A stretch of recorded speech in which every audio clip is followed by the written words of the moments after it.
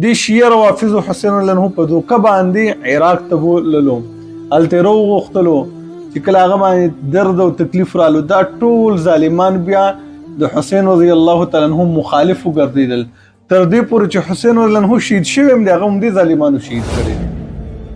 دوی چې وایي یاره اوبې ورته نه ورکولې، چا نه ورکولې؟ هلته کې څوک وو عراق کې؟ خو همدغه خلک وو که نه چې هغه شهید شولو.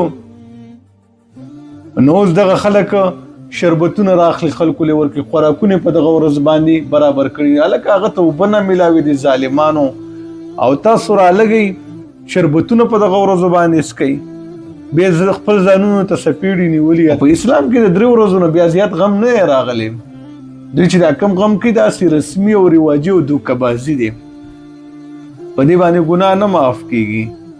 خو زه بهرحال زمونږ وس نشته دی، صرف دومره وس هم شته دی چې د یزید سره رحمه الله وایو. دی خو یزید ته بالکل د فرعون په نظر باندې العیاذ بالله ګوري، لیکن دا خبره خطا ده. یزید یو د صحابي زوی دی، یو تابعی دی، د مؤمنانو د صحابه کرامو بادشاهو، او د دوی د صحابه کرامو سره دشمنی ده، په دې وجه باندې دوی هغه ته په بد نظر باندې ګوري. نور یزید رحمه الله د حسین رضی الله عنه قاتل نه دی، قاتلین عمدغه شیعاګان او روافض دي. په دې خبره باندې ځان پوهې کوي.